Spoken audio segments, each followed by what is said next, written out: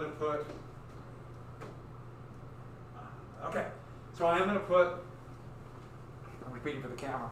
I thought I hit go live and it didn't go live, so we weren't live. So I am going to put down in chapter 2, section 1 and chapter 2, section 4. And that'll be due on Wednesday. I'll put that online on Teams. And that sound good? So they'll give you your maps. And if there's no question, I'm just going to take it. Name. Beautiful. Beautiful. Crayon or colored pencil? Colored pencils. I'll let it go. Crayon, right? Perfect. No. Oh, I was going to type in grades yesterday. I had a little bit of free time yesterday, and power station. Power school was down, so I couldn't get it to work. And so I got time after 6, so I'll type it in. Sign up 7 for a class, so I'll get those grades in. For that quiz, it should be really basic. So I am going to assign, everyone got that? Chapter 2, section 4. And I already gave you the list of the things you know, so when I give you the quiz, it'll only be those things from that list. Let's go ahead and get started then. We are live. Did anyone, so I hope, or did you watch the Teams then, not Teams, I'm sorry, YouTube? Coming okay? Could you hear it? Oh, yeah. Was it beautiful? Was it fun? Yes. Did I get to, everything I always say is fun. I started telling stories, I was talking about money, and I'm fascinated about how money became valuable. So I've already told that story. So did everyone see this from yesterday? I think we just got to, for like Friday's video. Is that what you're saying? Yeah. I think we got to like the thing where you talked about how gold was better than tin, lead, silver, and copper. Oh, so I didn't even get, oh no! I'm pretty sure, unless I have the videos mixed up. Did I get to the Stelas? I totally lost.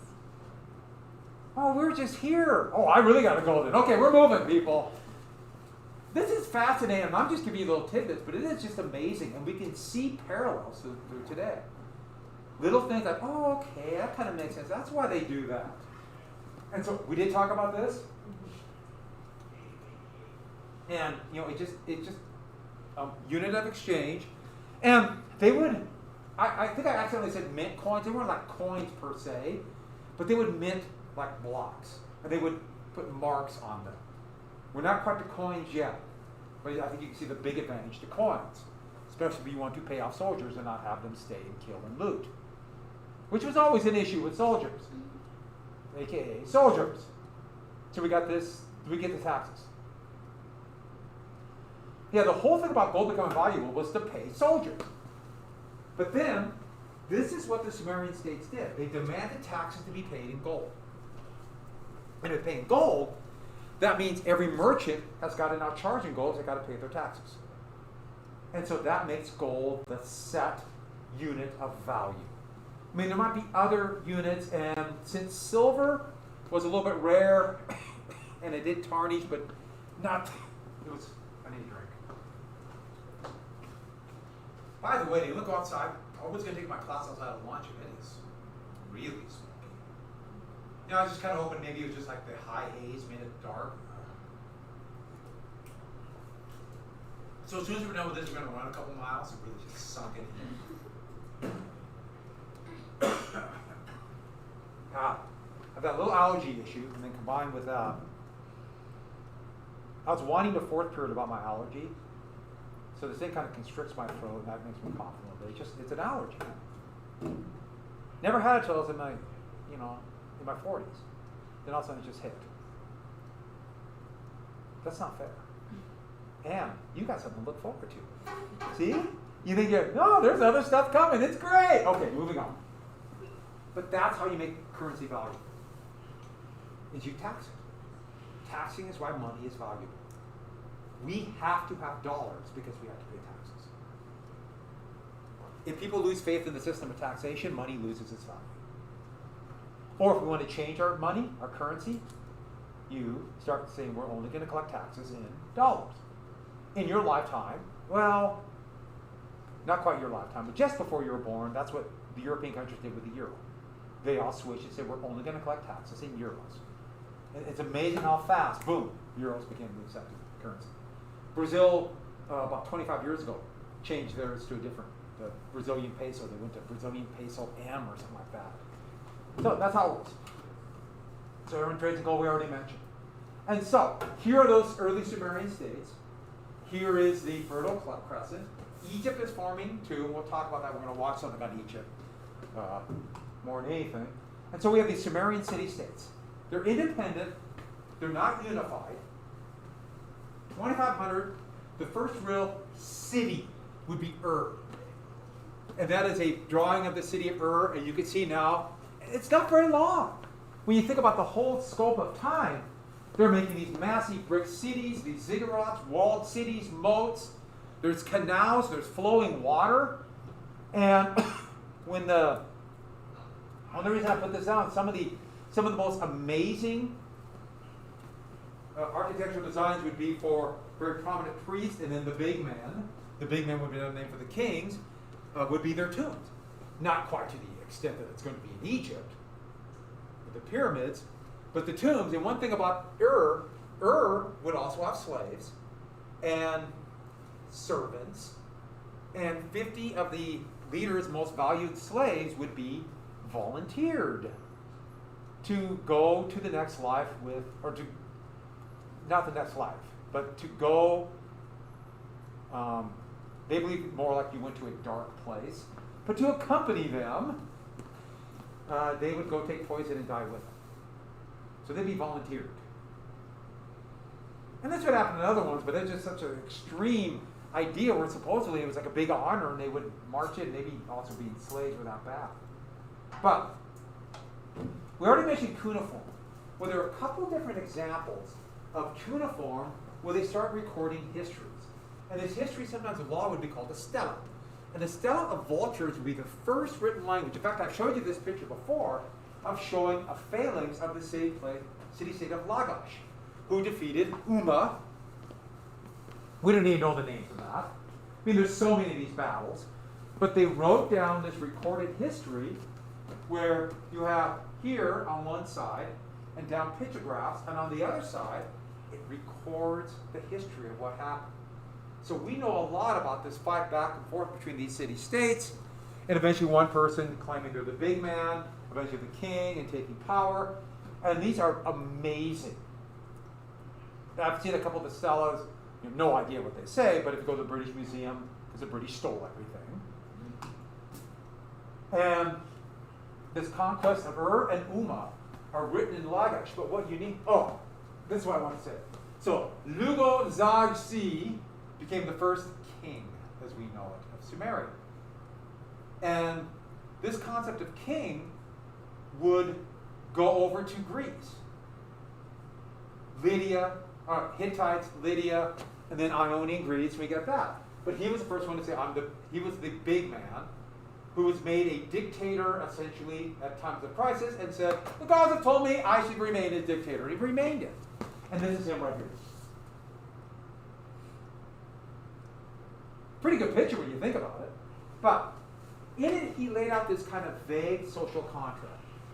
Now, the social contract is, this comes from, in our context today, from philosophers that we'll get to eventually, like Locke, which we've talked last year in AP US history, and then Rousseau, Voltaire. But the basic idea is governments are created to protect the people. And if governments no longer protect the people, what must happen? Change the government. And he's laying out this basic idea that he had no choice but to take power to protect the people. Now, of course, he's doing it for his own benefit, but laying out this idea that these cities are responsible for the people, and that's why the people let them function. That's the social contract. And so, here is where the Sumerian states were. But from here, warriors rode down. And, well, the Sumerians paid off these as mercenaries. Mercenaries, a soldier for hire. I should add, a soldier for hire who has no loyalty. Does that make sense? because the United States of America pays its soldiers. But our definition, they're not mercenaries for the most part because they are loyal to the United States. So they won't necessarily go and fight for Russia or somebody. Mercenaries, you pay them, they fight for them. They don't pay, they fight for somebody else. Or maybe just take your stuff. But there are a number of mercenaries from tribes up here. Hurrians, the Elamites, a few other ones. And they came riding out of the hills, partially because of some bad crop years in Sumeria. And they would unify, when they came out, they became known as the Akkadians. And eventually they would form the first real Mesopotamian empire, the Akkadian Empire, where they was not just a few city-states. They conquered the whole thing. Not the whole thing, but a number of cities. Eventually they called it, well, I'll get to that. And the Akkadians, Sargon I. Here is a mask, and it's bronze. That's pretty amazing. A bronze mask of Sargon I. And this is Sargon II, and there's his warriors. I love this one with the trumpet, the horn, whatever you want to call it. I'll call it the trumpet. And they use a much more advanced tactic than the phalanxes of the Sumerians. Okay, remember the phalanx? I think I showed that where they had a pike. And men would, in a big box, would march behind their pike. Well, they used a combination of not just phalanxes, but spears, what they would throw as bombards, they literally called them. And they would throw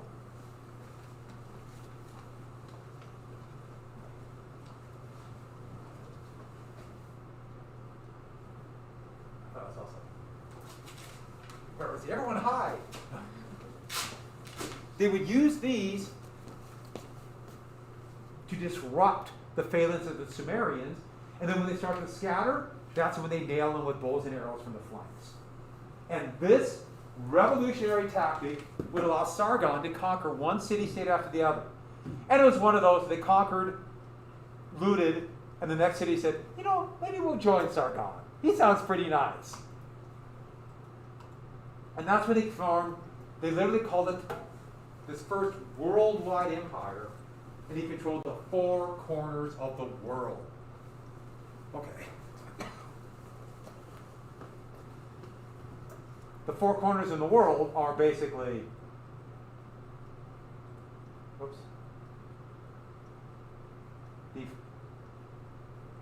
the bottom of the two rivers, the upper part of the two rivers and the lower part of the two rivers.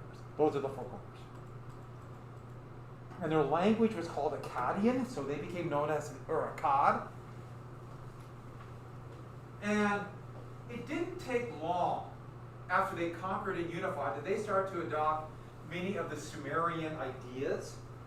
They unified them and they conquered them, and pretty soon they liked the Sumerian idea. Okay, maybe they didn't shave their heads, but they took many of their gods, adapted them a little bit, and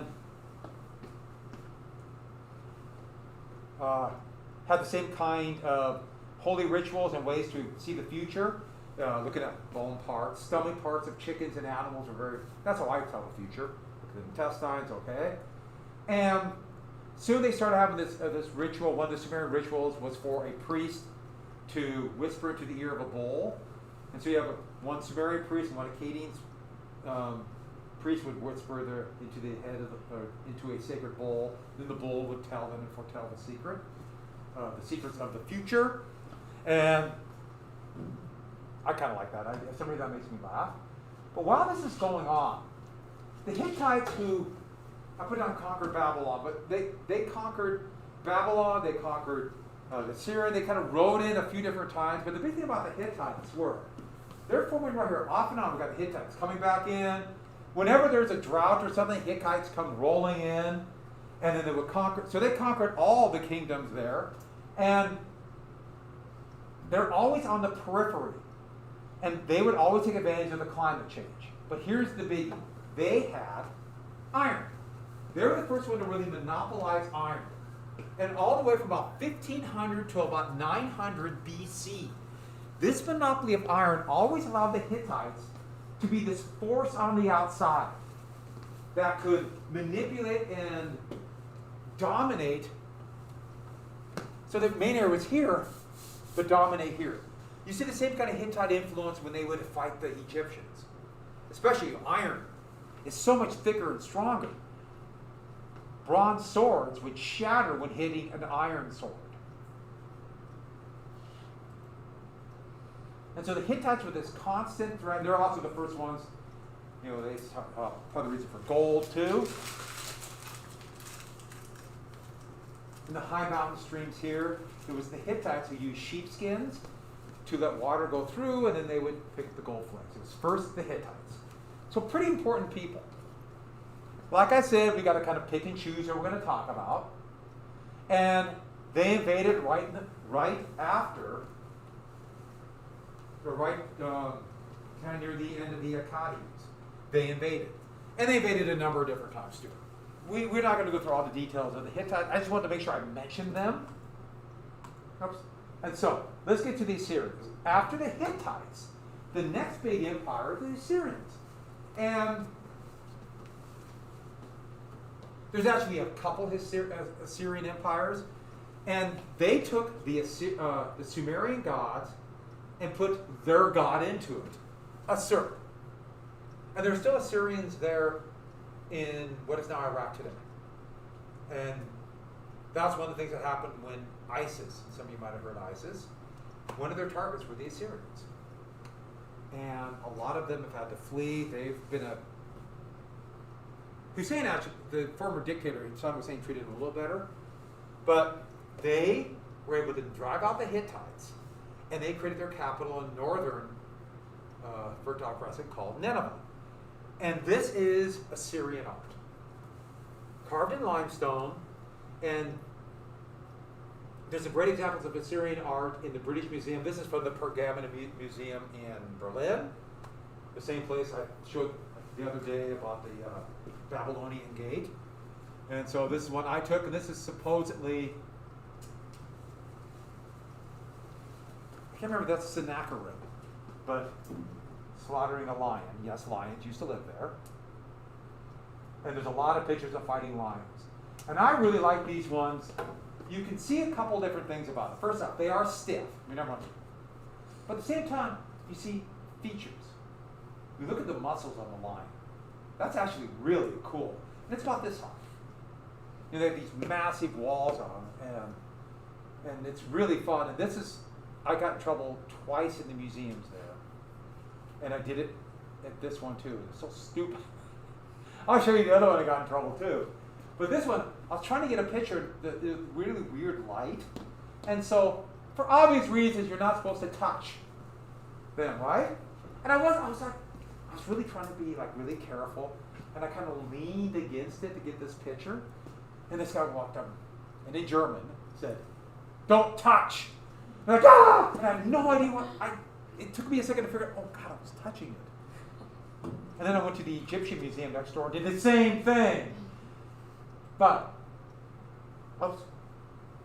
Oh, there's my picture of the Hittite. That's their capital at Hattusa. I got the slides out of line. That's what it looks like today. That's in Turkey. That would be fun. Ruins are awesome. I would like to go there, but if you ever get a chance, go look at the ruins of the old city of Jordan, Montana. No, I'm kidding. Jordan. Roman ruins. Because they're everywhere. Yeah. There's really cool ones in Scotland too. Oh, I bet. Have you went to Hadrian's Wall? No, we went to somewhere in Edinburgh. It was like the castle. Edinburgh Castle? Yeah. Edinburgh. Yeah, it's really, Edinburgh's really cool. Should we go? Road trip? Bus? Hop on a bus, go to Scotland? I'll show you a picture of Hadrian's Wall too. Edinburgh was really neat. I had haggis in Edinburgh. Okay, with that, do you know what haggis is?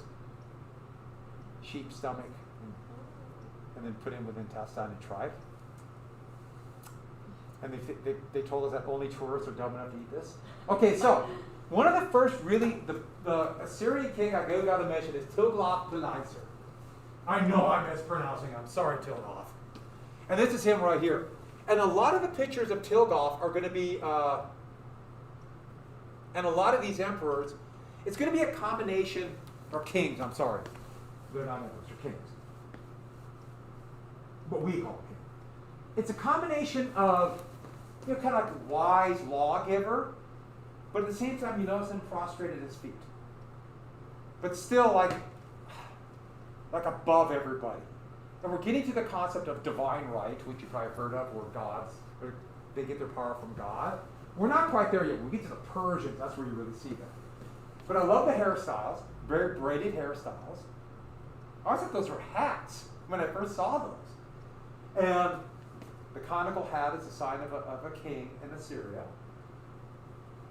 And these years in BC, but the big thing was, it made the shift that all land in the Assyrian Empire will be owned by the temple of Assur. And who speaks for the ultimately for Assur? The crown, Tilgoth. But he also laid out laws. And I wrote down some of the laws he laid out. Oh, did I put those down? Let me see. Nope, I gotta find.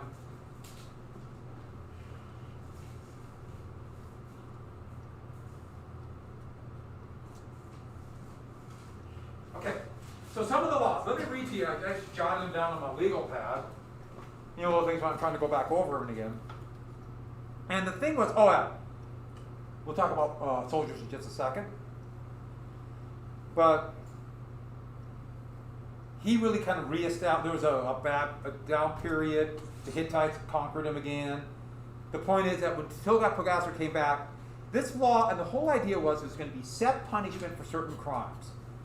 And so, for example, for various types of theft, it's the puncture of the eardrum, or the cutting off of ears, cutting off of lower lips, cutting off of various fingers, boiling in asphalt, destruction, this is what the law says, destruction of faces. I'm still trying to figure out what that is, and I don't want to know. Destruction of a face, or of course castration. A lot of castration. We're not going to go into details of that, but it laid out this idea that the law will be fairly administered to everybody below the crown. They do whatever they want. And this will be the set punishments. For certain types of theft, also we're starting to get into controlling of wives, but that's another story down here. And we'll get to Hammurabi in just a second. But, I should add one more thing. They did have still iron tip plows from the Hittites. But warfare was dramatically changed. So, they began to use chariots. Not quite cavalry. Cavalry's coming. But they used chariots. Now this one tries to show the chariot. These are bombards, and they're using a... oh my goodness, the word's gone. To throw a rock. Oh my goodness, the word's gone. It left my mind. It'll come to me in a second. I can't believe I forgot the word. That's so weird. But the infantry would use would use shields, and the shields would be wooden. Maybe with some bronze on them. Iron's really heavy. But big, thick, heavy wooden shields, but they had chainmail. And chainmail is pretty effective. Chainmail. This is chainmail right here. Little tiny loops of chain across. And so if you're hit by at least a glancing blow or an angle blow, it might cut the skin, but the sword should not penetrate. A jab might penetrate through. But chainmail, shields with warriors on them. They have cavalry here, but cavalry was not very effective. And can you see why?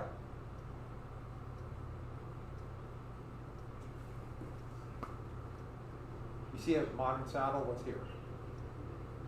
Oh, like those foot things? Yeah, stirrups. So you lock your foot in. So if you're on a horse and you lock your foot in, let's say you charge with a spear, you charge with that lance, and your feet aren't locked in and you hit something, what happens to you? You fall. Or you try to strike down on somebody, right off. So cavalry was a real problem. There's going to be, the first stirrup will come, or actually be an event that this is going on, in this region up here, what is now Kazakhstan, just east of the Caspian Sea, and it's making its way down. And then the Romans would have them, and then it'd be forgotten. When the Roman Empire fell, they forgot stirrups. And then it would come back again, ironically this time through Arab warriors, and it would be a big deal in the 1100s, or 11th century, but that's another story.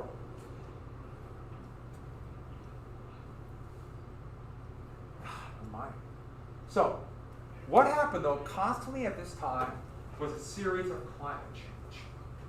And what killed the Assyrians was a 50-year drought. Invaders came from the hills. Of course, the Hittites came back because we're Hittites.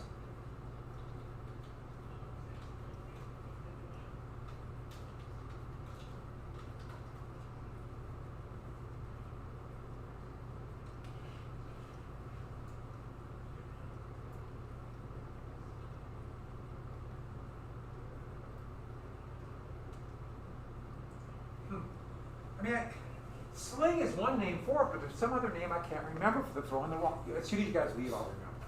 It's just going to pop into my head. So, and here is, this is actually putting up one of the great statues for the Assyrians, but I didn't have one of them being collapsed. You're going to see this constant climate change. And climate change and drought will be, well, to every empire to this day, as we look at the smoke. You know, it's the same thing. Much faster now, but yeah. Then a new Assyrian Empire. And this one, almost 250 years. This was a long-lasting empire. The Assyrians were pretty amazing people. And one of the most important emperors, and this would be in the 9th century BC, was, I'm going to mispronounce it, Assurbanipal. That sound good to you guys? Assurbanipal. Can't make it sound like a bad Italian accent, but he would conquer much of what is the Fertile Crescent into what is now Syria and Lebanon. And this is him right here. And they had much more use of cavalry. Partially, they did two things. First off, before they had stirrups, they used cavalry as a way to for bow and arrows. They would ride, shoot their arrows, and then get out of the way. So it'd be a way to hit and run. But stirrups are coming. Yes? Maybe any sort of religion at that point? Did they what? Like a sort like religion, like the Assyrians. Did the Assyrians make everyone assert their religion? Well, did they have it? They basically adopted the Sumerian gods, and they just incorporated their god Assur as the top god. Okay, that makes sense. They're still polytheistic. Oh. But more, whenever you start putting your one god on top, it's pretty quick. Eventually, you'll get to monotheism. You see that a lot. You saw that with Jews, kind of two gods, then it turned to one. And another one was Shalmaneser. Oh, almost forgot. What they would do when they ruled by terror, you know what scourging is? Whip someone to death.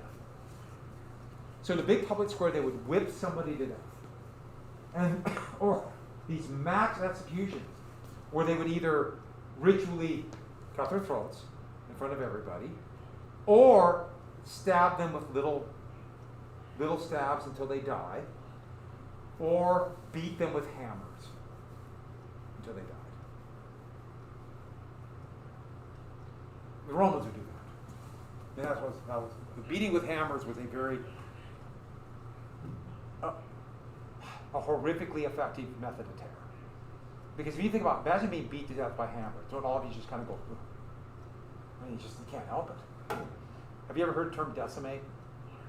You ever decimate and you think about like destruction of something? Actually, deci's 10, and that was the way Romans do discipline. And I'll tell you the story again, but since it's not top of my head, to discipline one of their legions, that might be for cowardice or something, they would by lot pick one out of every 10 persons. And they're fellow soldiers who beat them to death with hammers as a message to everybody else. 1 out of 10, decimate. Then it turned into. I'm glad you didn't say, we should do that here. So, Shalmaneser. The only reason we put Shalmaneser down here is Shalmaneser's empire would be this massive empire. And he did control this area here. This huge empire. And here dominated. Babylon in and out of it, but they dominated this. All the way to the Mediterranean. The Assyrian Empire was huge. And their capital, Nineveh, right there. And then, look familiar? The third Tiglath-Pileser. And he would not only create one of the largest ones, he literally put this down on a stela. World domination. And so here's Tiglath-Pileser right here. I like that when you really see facial features. And there's Tiglath. Here's Tiglath with the crazy four-legged animals. I like that one. But the point is, the Assyrians were thinking in the context of world domination. And last couple of the Assyrians. Sargon and his son Sennacherib. And they're the ones who did a couple different things. Babylon rebelled and actually conquered much of southern, what we call Samaria. Sennacherib would destroy Babylon. And starting with what his fathers did, they built Nineveh. Here's the slave labor. Here is Sennacherib right here. And it's this crazy four-legged animal. And I love this one. This one's in the Berlin Museum too. I just love it. It's just so cool. You see it? Look at this creature. You see the legs? How many legs?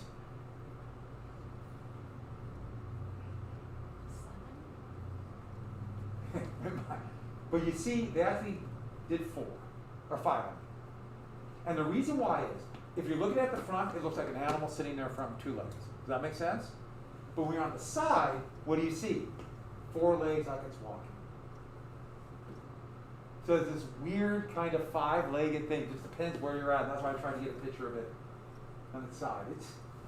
And this one, 15 feet high.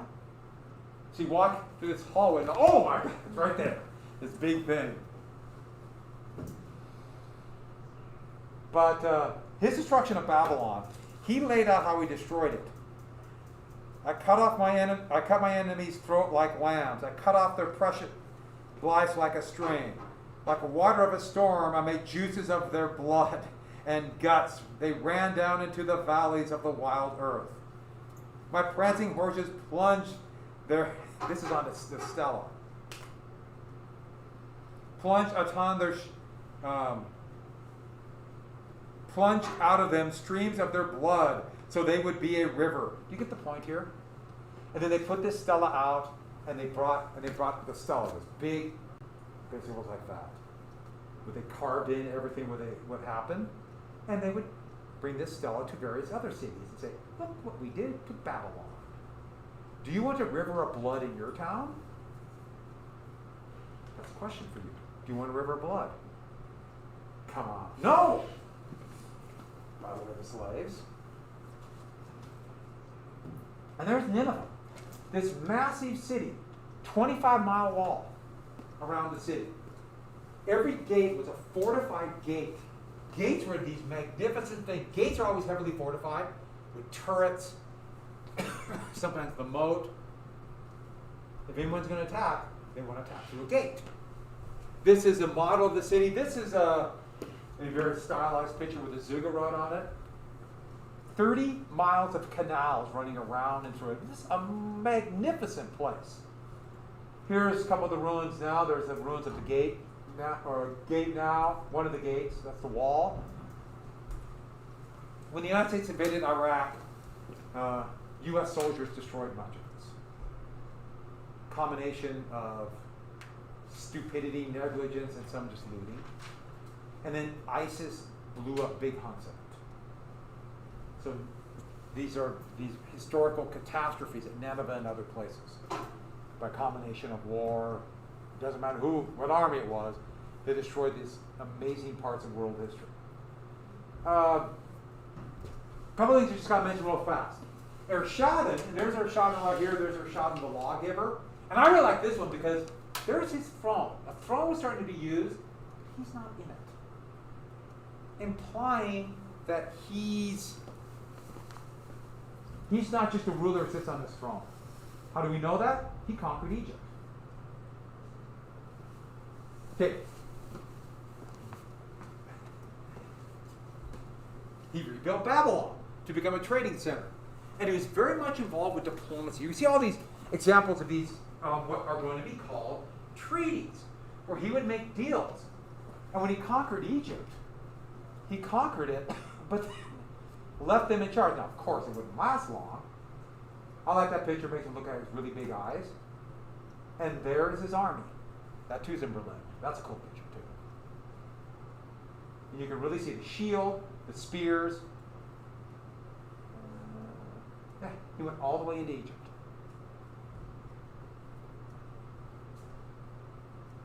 The last really big one we got to get is Assurbanipal. And I like Assyrians. He lost Egypt, but do you notice something? He had to reconquer Babylon. His father rebuilt Babylon. Babylon revolted. Had to reconquer it. But how did he do it? This will tell you two different things. First off, remember we talked about irrigation and how advanced they were? They had dam part of the Tigris. And he had his men destroy the dam. The flooding destroyed Babylon. Opened up, it undermined the gates. They could attack Babylon.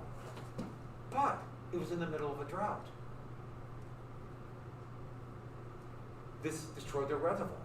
Crops began to fade. The Assyrian entire economy began to break down because of the drought, partially because they destroyed the food, all this incredible crops around Babylon, and that killed the Assyrian Empire. Literally, once they conquered Babylon, that was the end. This is Assurbanipal, another one. You notice the tiger, or the lion, I mean. That's a good picture. So, the Babylonian Empire would come in. And this is the Median Empire. I didn't finish. I'm sorry. I think this is really cool. The Assyrians just boggle my mind. So I just a little bit of the finish tomorrow, then we're going to watch something called Engineering an Empire. Egypt. Because I like how that covers Egypt, because I can stop it and add stuff about how Egypt was formed. And it's a fun way to do it. And when we talk about Egypt, what's the most amazing thing? You know, the pyramids, the tombs, the hieroglyphics, the obelisks. So this covers it good. All right. I will see most of you tomorrow. I'll see you tomorrow.